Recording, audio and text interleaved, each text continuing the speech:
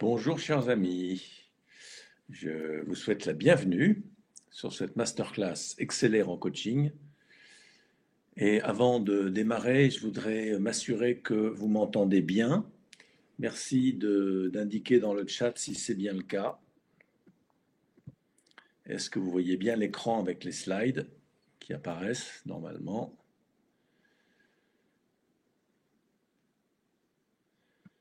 Alors, moi, je n'arrive pas à voir le chat. Je ne sais pas pourquoi.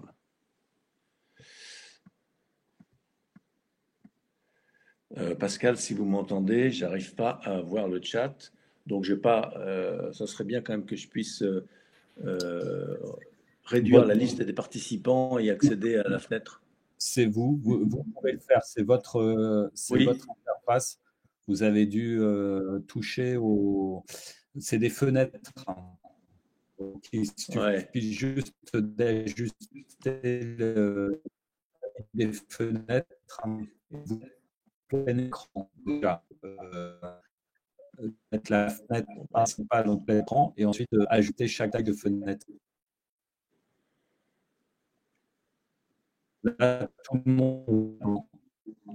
Bon, tout le monde voit, c'est l'essentiel. Je vais commencer, mais j'arrive pas à voir le chat. Option de chat, voilà, très bien. Option de chat. Non, je vois toujours pas. Vous, vous avez juste au-dessous du mot chat, si vous avez la possibilité de régler la taille de la fenêtre. La taille Voilà, de j'y la suis, c'est fenêtre, bon. c'est juste c'est Ça y est, du c'est chat. bon, très bien. Très bien, très bien.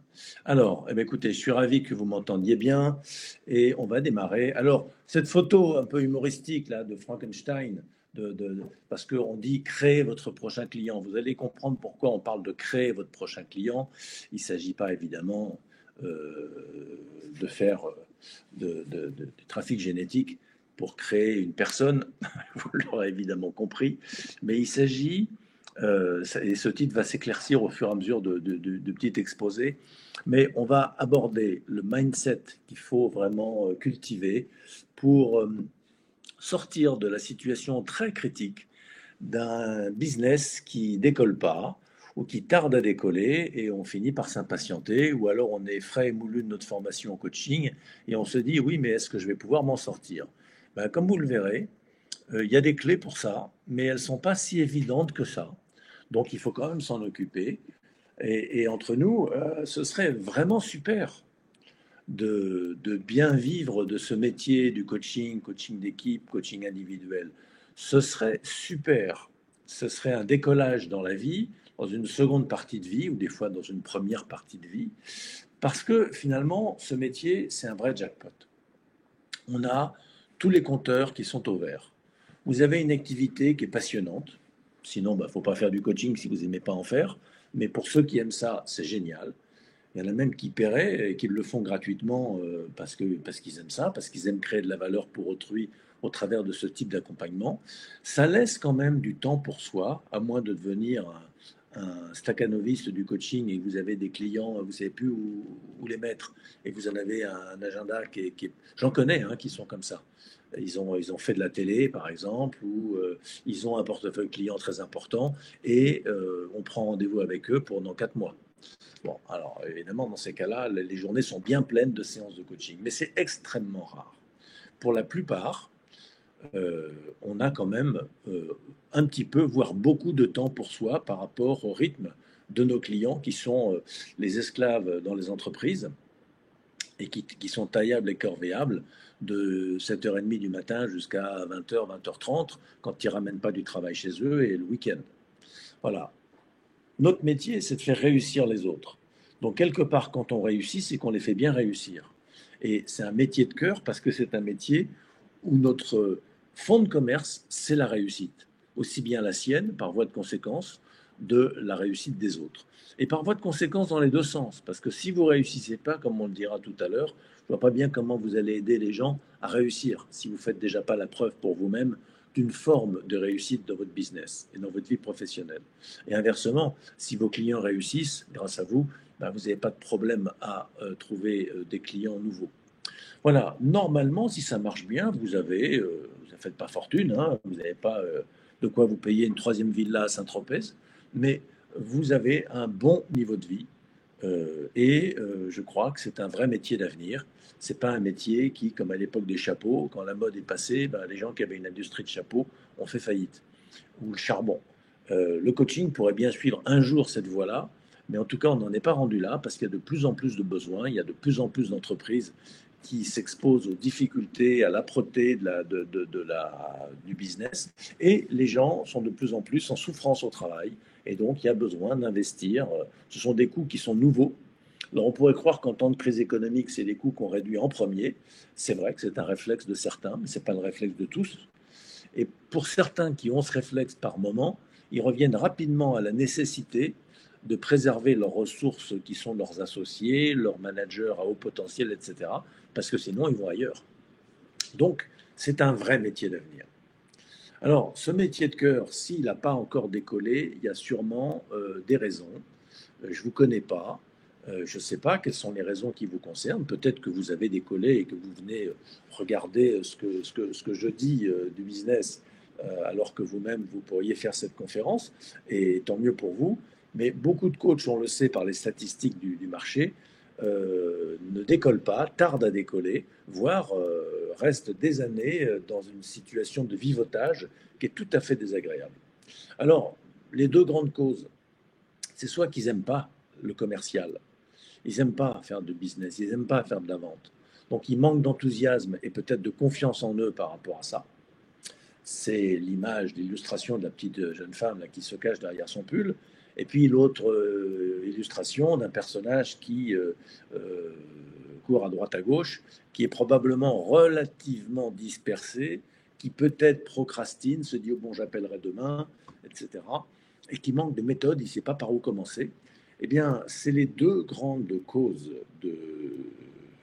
d'hémorragie en fait qui font que le business ne décolle pas. On ne sait pas par où commencer, on se disperse un peu, on fait un coup un webinaire, un coup on fait une plaquette, un site internet, on fait des communications LinkedIn dans un sens, dans un autre, etc.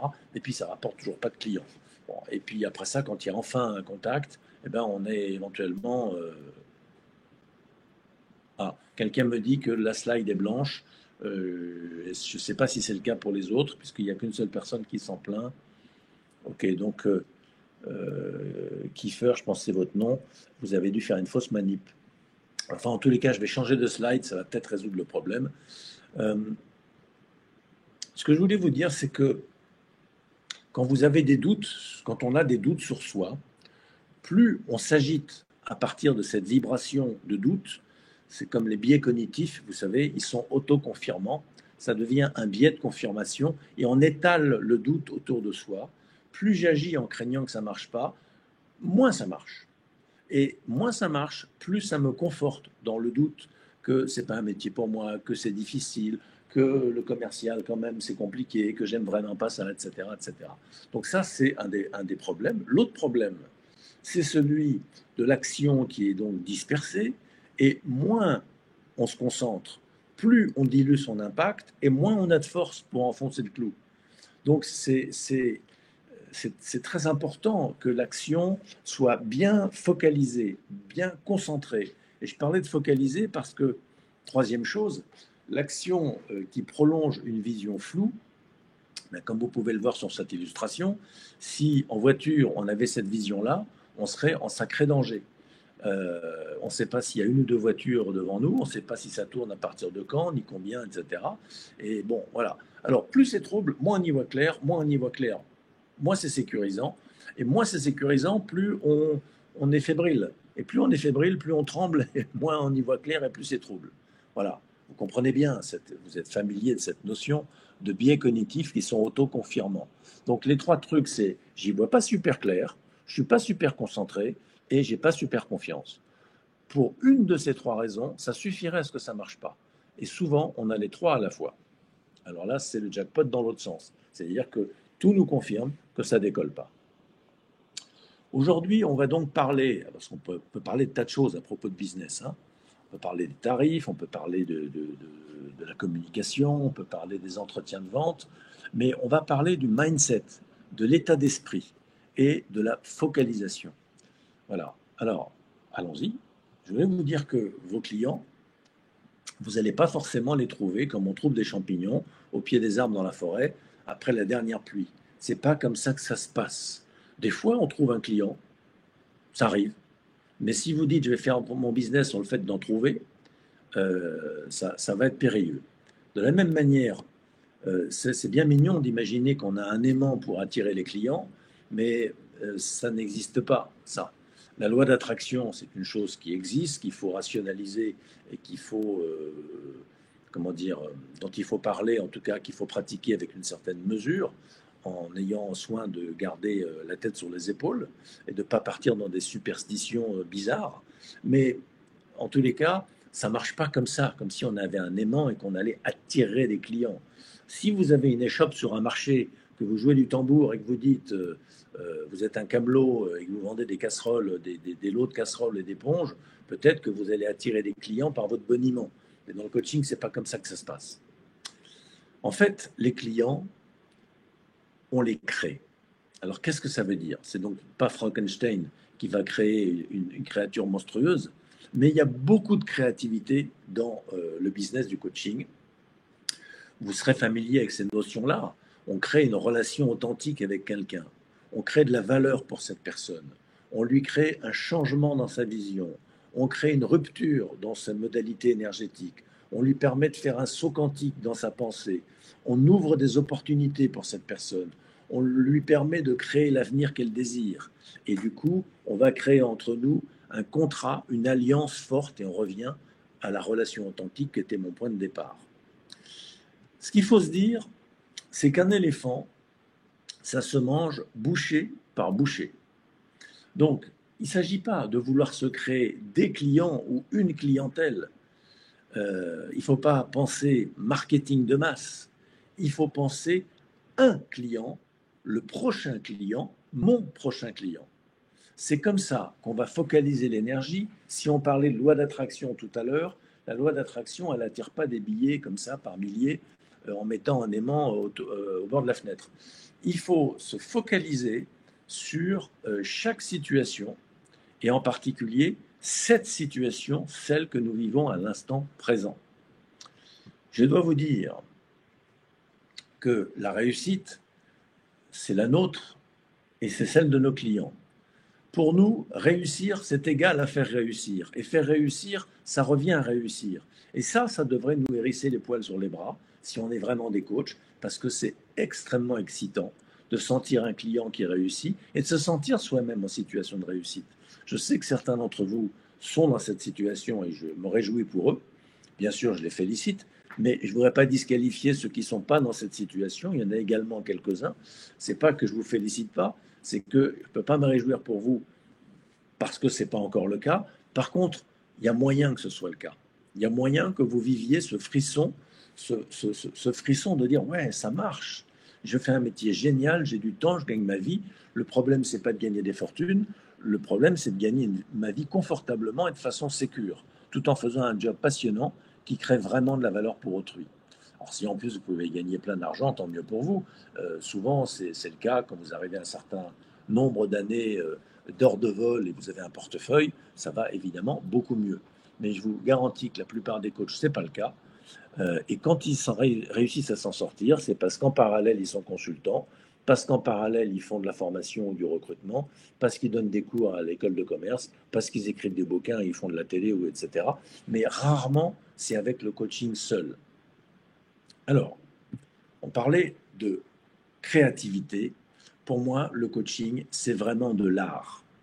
Et c'est de l'art dans le sens de la création, de la créativité. C'est un peu comme ce symbole bien connu du yin-yang, du tai-chi-tu, où vous avez le poisson blanc et le poisson noir. Eh bien, les deux versants de la pièce de monnaie, quand on crée de la valeur pour un individu ou qu'on crée de la valeur pour une équipe, c'est exactement la façon de se créer un client potentiel. Et pour vous créer un client, il faut créer de la valeur pour cet individu ou pour cette équipe. Il n'y a pas d'autre façon de faire. Pour réussir dans le coaching, vous avez besoin bien sûr d'aimer coacher, sinon il faut faire un autre métier. Donc il faut savoir le faire, mais il faut aimer ça. Il y a des gens, moi, il y a des choses que je sais faire que j'aime pas trop. Donc je le fais par nécessité, parce que personne ne peut le faire à ma place, ou parce que je le fais finalement mieux que d'autres, mais j'aime pas ça. Donc ça va se sentir. Et donc je ne vais pas réussir à merveille dans ce que j'aime pas faire. Pour ça qu'il faut aimer et évidemment savoir bien coacher. Mais également, et ça, c'est pas une bonne nouvelle pour tout le monde, et en même temps, c'est une nécessité qu'il faut se mettre bien en tête, il faut avoir bien les yeux en face des trous sur ce truc-là, il faut aimer vendre le coaching. Si vous n'aimez pas vendre du coaching, bah, d'une part, vous ne coacherez pas, parce que vous ne vendrez pas. Mais d'autre part, vous allez voir que ce n'est pas si différent la vente du coaching. Donc normalement, peut-être vous avez des fausses croyances qu'il faut recadrer, mais si vous aimez le coaching, vous devriez aimer la vente du coaching. Ça dépend ce qu'on entend par vente, ça dépend comment vous envisagez le process de vente, comment vous conduisez l'entretien de vente. Vous allez voir qu'il y a des clés, je ne vais pas toutes vous les révéler aujourd'hui parce qu'on a 45 minutes devant nous seulement, mais je voudrais vous dire qu'il y a tout à fait moyen. Par contre, s'il y a un premier output de cette conférence, c'est que tâchez de trouver les moyens d'aimer la vente du coaching, car sinon, vous ne réussirez jamais dans le coaching.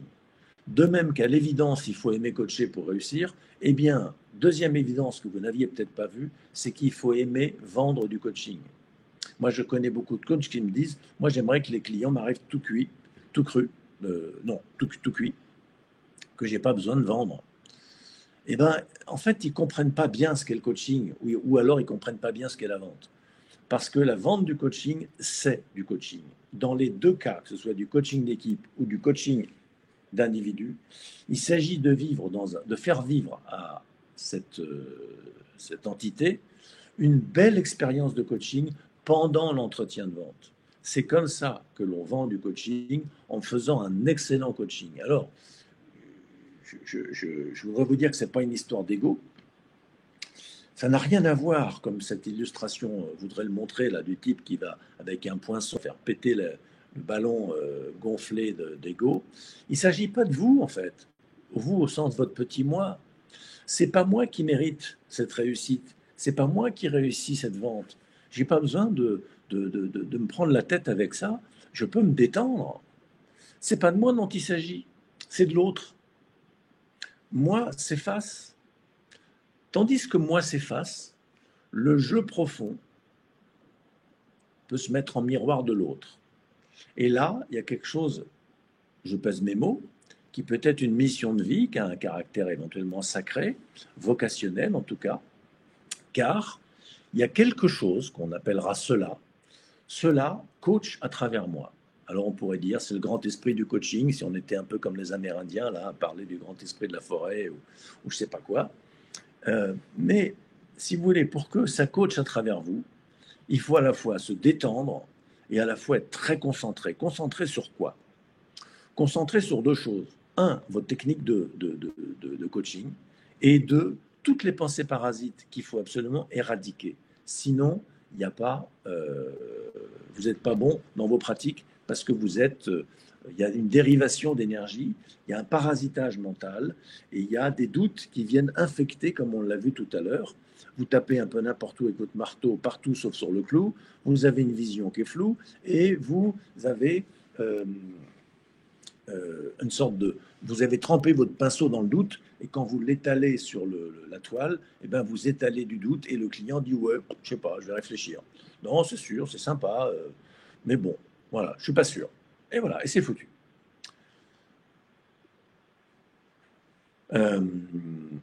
Alors après, cette image, elle vous montre que bon, alors, il y a un très beau personnage là, sans doute, qui fait de la danse.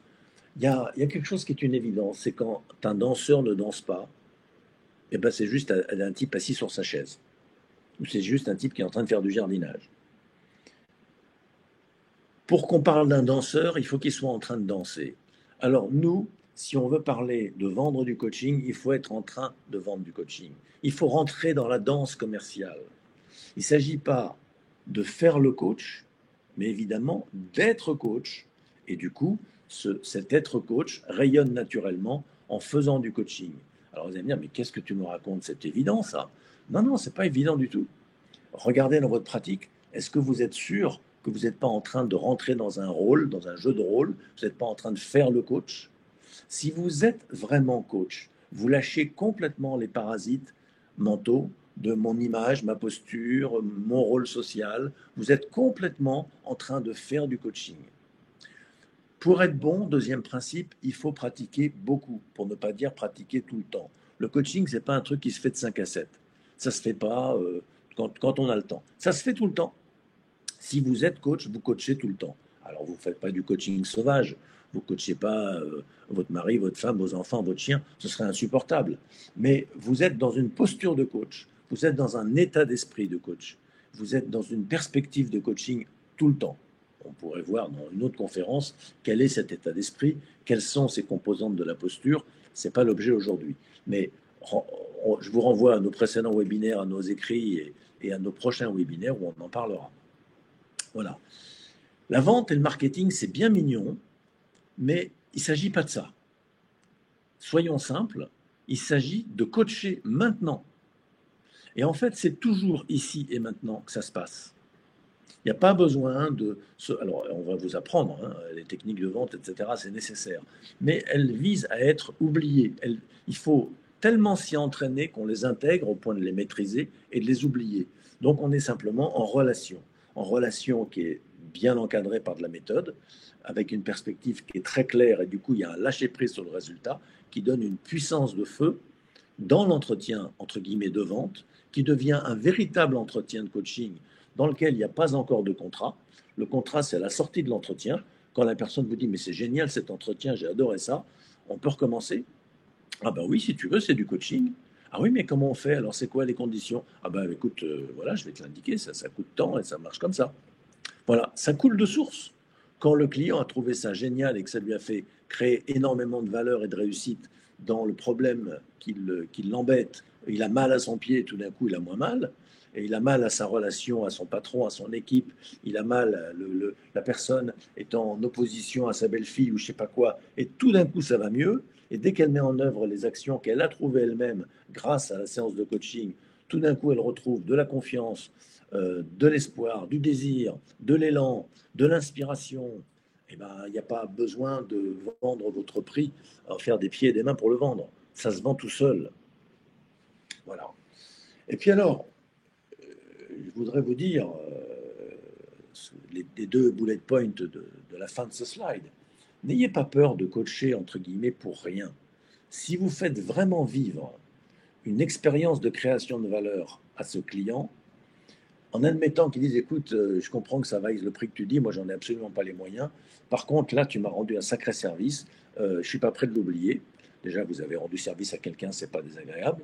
Ensuite, vous avez pris du plaisir. Ensuite, vous êtes entraîné, vous avez augmenté votre compétence. Peut-être cette personne pourra vous servir de référence. Certainement, elle vous servira d'ambassadeur. Elle sait qu'elle a une dette envers vous. Généralement, comme elle sait que la soupe n'est pas mauvaise chez vous, quand elle aura des moyens ou des besoins, elle viendra vous voir pour du coaching, mais elle vous enverra son fils, son beau-frère, son patron, ses collègues. C'est comme ça qu'on se tisse un réseau par toute une série de personnes qui ont profité de vos largesses et de vos compétences de coach, que ce soit des individus ou des équipes. C'est la même chose. C'est encore plus fort avec les équipes parce que quand vous réussissez une séance de facilitation en mode coaching auprès d'une équipe, ils sont 10 ou 12 là-dedans et il y a 10 ou 12 prescripteurs derrière. Tandis qu'un coaching individuel, ben, la personne est le seul prescripteur.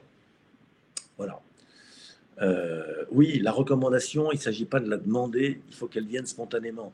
Moi, j'ai essayé de dire à des clients qui m'aimaient bien, ah tiens, ça t'a plu, bah, tu ne pourrais pas me recommander, parce que j'avais lu que les techniques de vente, il fallait penser à demander de la recommandation.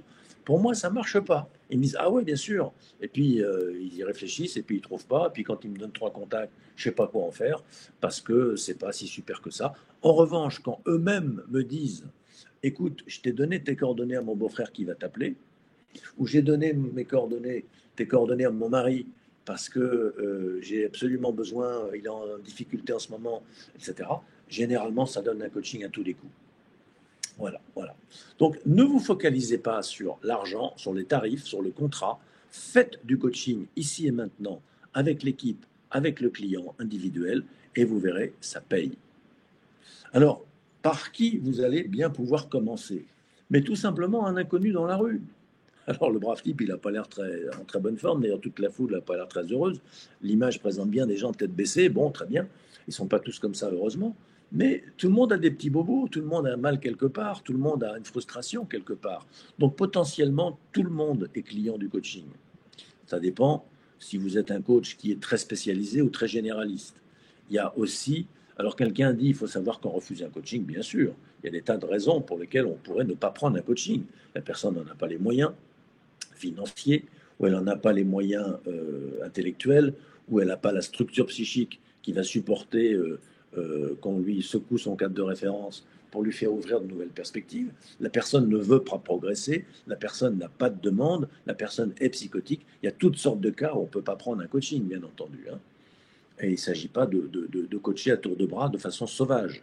Il s'agit simplement, quand on est en interface professionnelle avec quelqu'un qui est d'accord pour jouer ce jeu, de le scénariser suffisamment pour qu'il ou elle ou eux comprennent ce que c'est que le coaching. Parce que si vous commencez à expliquer ce que c'est, personne ne vous écoutera très longtemps. C'est incompréhensible. Ah, le coaching, tu donnes pas de conseils, tu poses des questions en fait. Ah, tu fous rien en fait. Donc je vais te payer pour que tu me poses des questions. Là, attends, tu rigoles. Voilà, c'est pas crédible. Alors les gens sourient, ça les amuse, ils comprennent quand même que les questions c'est intéressant. Mais malgré tout, c'est un peu cher pour des questions. A fortiori si c'est de la reformulation ou de l'écoute ou du silence. Et puis de la confrontation, ben non, je ne vais pas payer pour me faire chahuter, pour me faire emmerder par un coach qui n'y connaît rien. Vous voyez, on ne peut pas expliquer ce que c'est le coaching. Par contre, il faut le faire vivre. Et si vous le faites vivre en vous souciant trop du résultat, eh bien, vous ne le ferez pas bien vivre. Il faut vous exonérer de la pression du résultat pour réussir à faire ça. Alors, ça, c'était mon point par rapport à l'idée de créer les clients. Les clients, ça se crée en créant de la valeur et en ne pensant pas marketing de masse ou commercial de masse. Vous ne faites pas un business plan dans lequel vous vous dites il faut que je fasse tant de chiffre d'affaires à panier moyen de 5 000 euros, il m'en faut 10 par mois multiplié par 3 propales pour chaque truc, et pour avoir une propale, il me faut 10 contacts, donc j'ai fait 5 000 contacts sur l'année. Ça ne marche pas. C'est un raisonnement purement intellectuel, qui est intéressant à mener une fois ou deux, mais c'est pas comme ça que ça se passe dans la vie. Dans la vie du coaching, il faut coacher les gens que la vie met sur votre chemin. Et c'est comme ça que vous allez créer l'émergence d'une demande à l'aplomb du besoin, et donc vous allez créer un contrat. Alors pas à tous les coups, hein. Tous les gens qui ont un besoin n'ont pas forcément une demande, tous les gens qui ont une demande vont pas forcément signer le contrat, mais tout ce que vous économisez en temps d'articles à écrire, de webinaires à tourner, de rendez-vous, de prestataires à payer, etc., vous allez l'investir dans des entretiens de grande qualité qui vont vous challenger, qui vont vous amuser, qui vont vous faire progresser. Parce que le problème des coachs, c'est qu'ils ne coachent pas, donc ils deviennent jamais bons, ils sont jamais célèbres, pardon, célèbres, ils sont jamais réputés bons, puisque effectivement ils n'ont pas tellement de clients. Et quand vous faites des entretiens de vente qui sont des entretiens de coaching, en fait vous pratiquez, et vous pratiquez tout le temps. Et donc là, on n'est plus en train de faire le coach, on est en train de faire du coaching, donc devenir un vrai coach. Voilà. Quelqu'un me pose la question sur la création de valeur. La création de valeur, bien évidemment, c'est créer de l'insight. L'insight, c'est la prise de conscience qui ouvre de nouveaux horizons. Vous savez que la personne qui a un problème, l'équipe qui a un problème, elle est en partie créatrice de ce problème, à partir de son cadre de référence qu'elle ne voit pas. C'est le filtre coloré qu'elle a sur ses lunettes, mettons un filtre bleu qui les fait voir le monde en bleu. Et du coup, bah, c'est bien de voir le monde en bleu ou le monde en vert ou en rose, sauf quand il faut le voir sans filtre.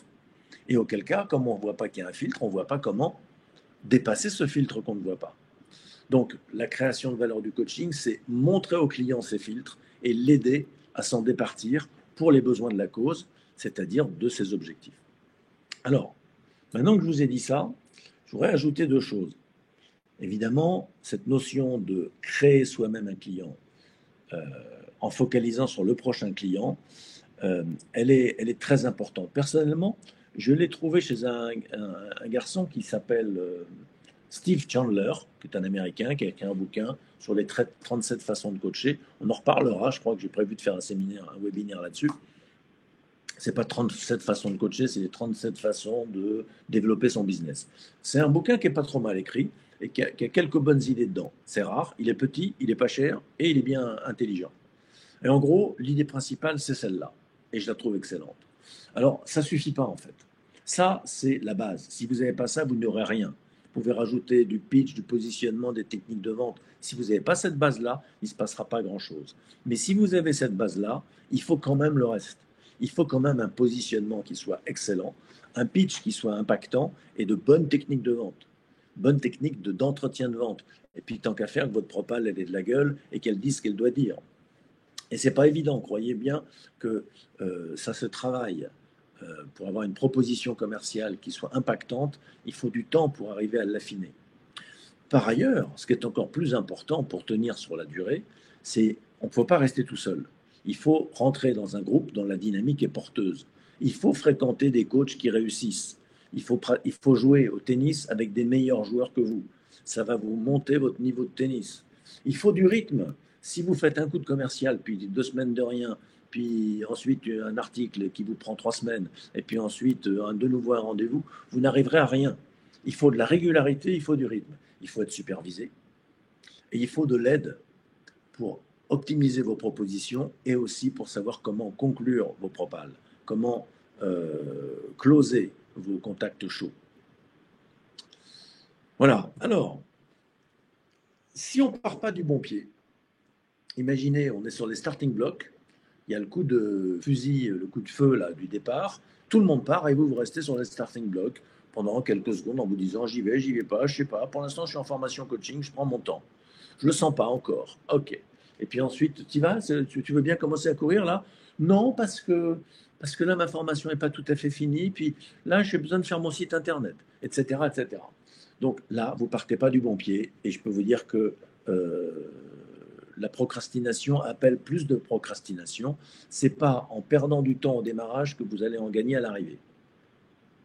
Si jamais ça fait 2-3 ans que vous végétez sans réussir à décoller, il vaut mieux refaire un bon départ, repartir sur de bonnes bases, vous donner les moyens de carrément recommencer, pas recommencer votre formation, mais recommencer votre démarche commerciale en prenant la copie from scratch, en vous disant allez, je fais table rase, je considère que je ne sais rien et je me dis comment va être mon business et dans quelle posture je vais le faire et auprès de quelle cible, à partir de quel positionnement, du coup, quel pitch, etc. Et là, vous allez pouvoir vraiment faire ça. Alors, je continue, je regarderai le chat après, s'il vous plaît.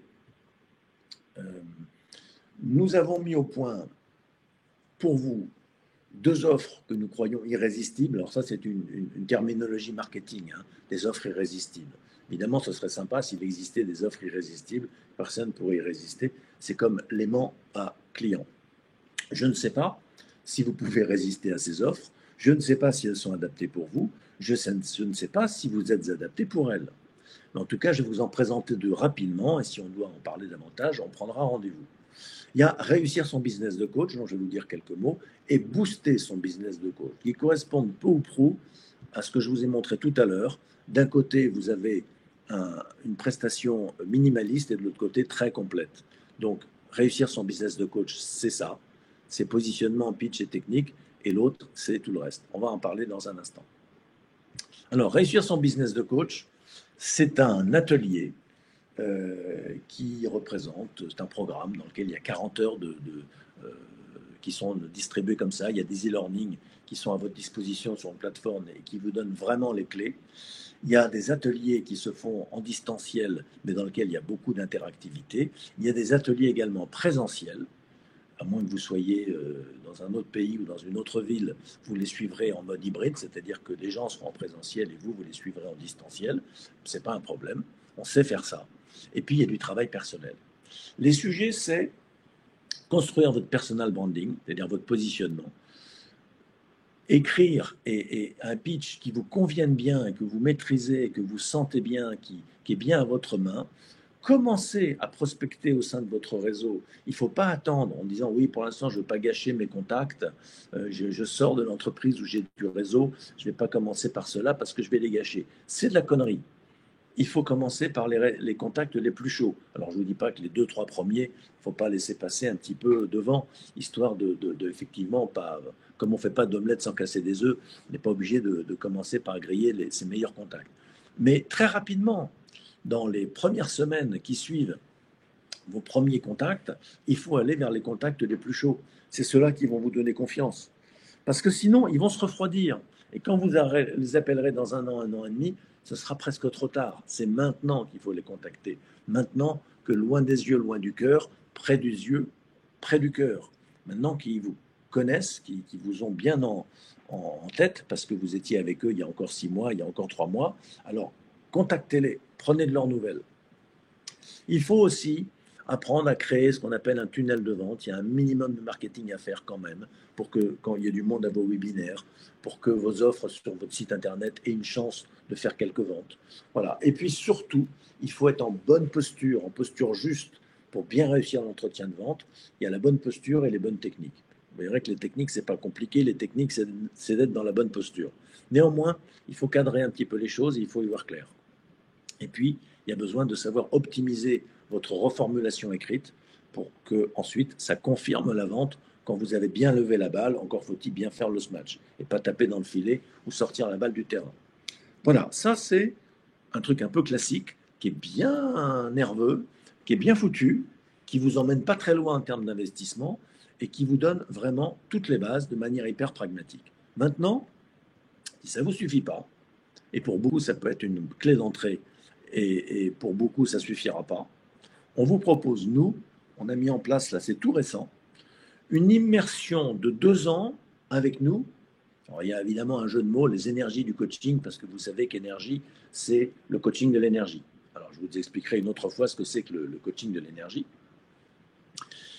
On vous propose un suivi régulier qui soit stimulant et confortant, qui vous aide à maintenir votre cap et qui vous booste. Alors, il y aura des journées spécifiques boost.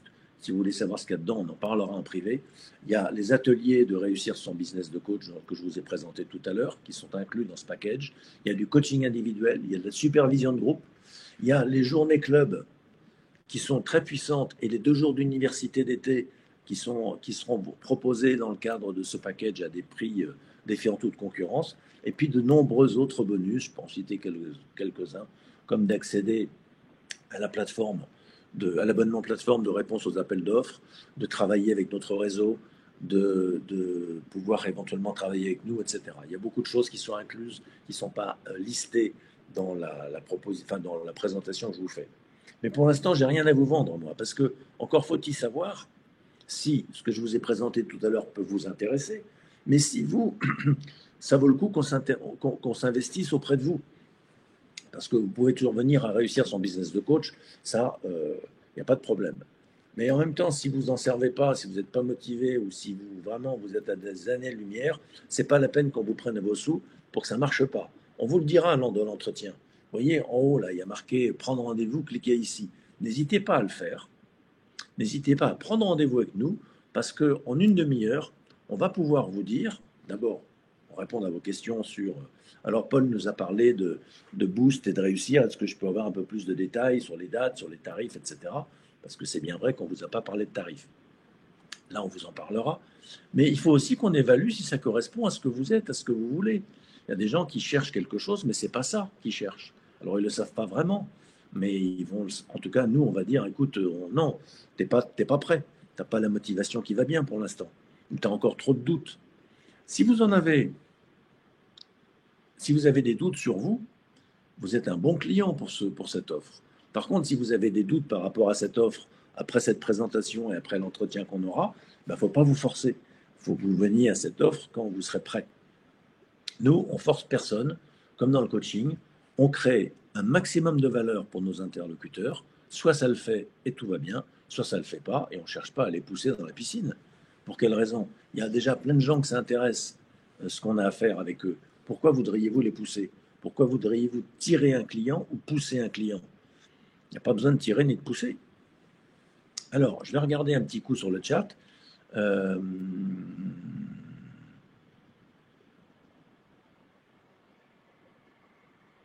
je vois quelqu'un qui dit « Les coachs qui me boostent sont sur Internet. Comment commencer à rencontrer de nouvelles personnes à coacher qui ont le budget quand on a déjà fructifié son réseau ?»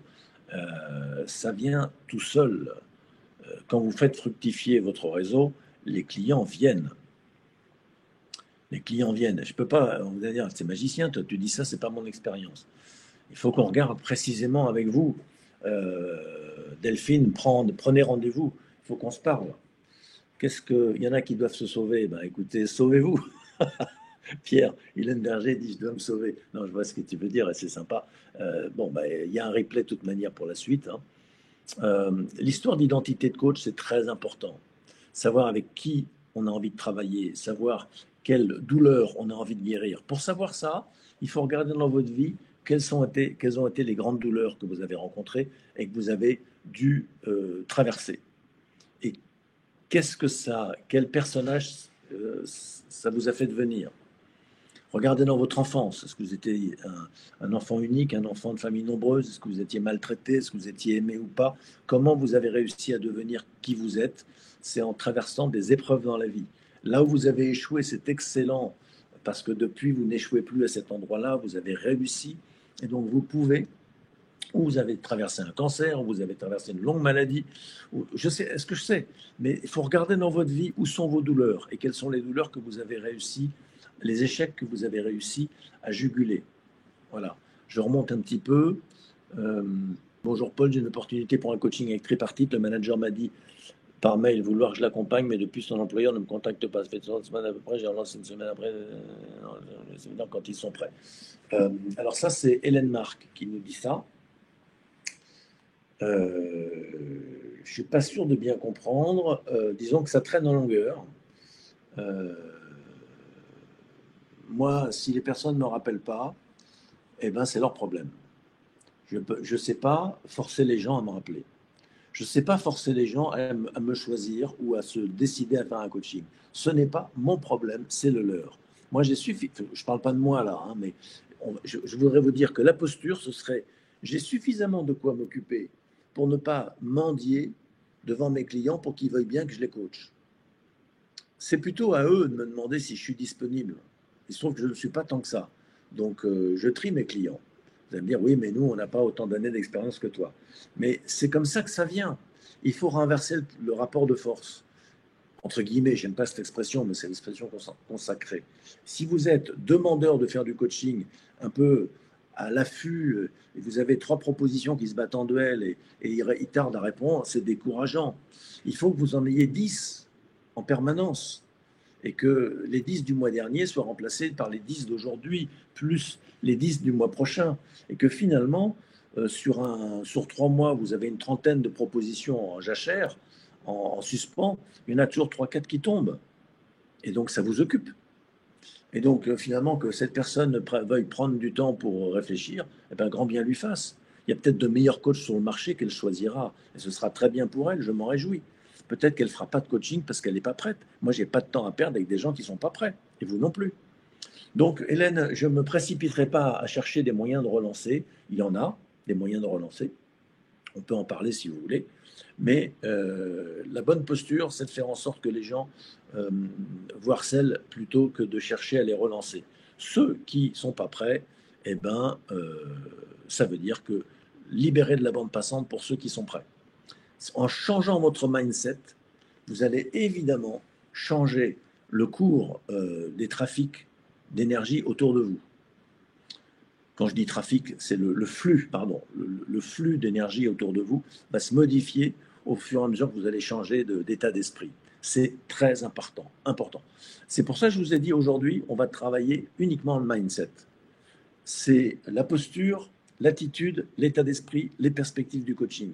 C'est pas en étant oh là là, ça marche pas, comment je fais, j'y arrive pas, et les quelques clients que j'ai que je pourrais, eh ben ils me répondent pas, etc.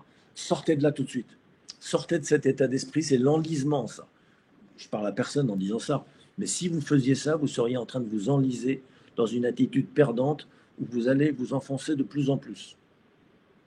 Bon ben voilà les amis, je ne vais pas remonter jusqu'au tout début du chat, mais je crois que je suis arrivé à les bonjour à tous, etc. Donc, prenez rendez-vous, on se parlera. Oui, Delphine, quand on est en état d'attente, on crée de l'attente réciproque par effet systémique. On est assez coachs les uns les autres pour comprendre ça. Alors, quand le client ne rappelle pas, ça peut être une marque de désintérêt, ça peut être une marque de manque de mobilisation, peut-être aussi qu'on peut le rappeler, qu'on peut lui envoyer, on peut l'inscrire dans un truc de newsletter, etc. Et puis des fois, il y en a qui me rappellent au bout de 2-3 ans, je ne vous ai pas rappelé parce que vous vous souvenez de moi, etc. Bien sûr que non, je ne m'en souviens pas, mais voilà. Alors Thomas, tu serais sympa d'aller faire ta pub pour des formations commerciales sur tes propres forums et pas sur les miens. Parce que tu as peut-être remarqué que ce que je propose justement, ce sont des formations pour les coachs. Donc, je suppose que tu n'apprécierais pas que je vienne dans tes démarches commerciales pour dire, tiens, si tu vois, tu vas devant les Galeries Lafayette et puis tu mets un petit, ou devant le Carrefour, et puis tu mets ta petite échoppe en disant, moi aussi, je vends des trucs. Tu vas te faire virer Manu Militari. Alors moi, c'est pas mon style, mais enfin, je te le dis quand même. Voilà. Les amis, passez une bonne journée. Et pour ceux qui ont pris rendez-vous, eh ben, on se parlera. Voilà. Juste un conseil par rapport à votre discours qui n'est pas adapté. Bon, bah, super, merci. Merci, je ne sais pas quel est le conseil, mais c'est sûrement très chouette. Salut les amis, à bientôt.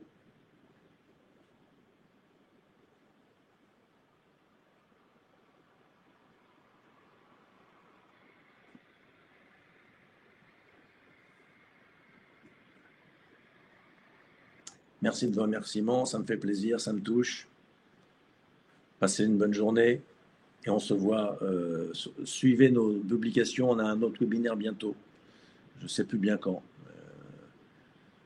Vous voyez comme je ne suis pas bon en marketing. Je n'ai pas les dates en tête. Allez, je vais fermer l'événement. Au revoir.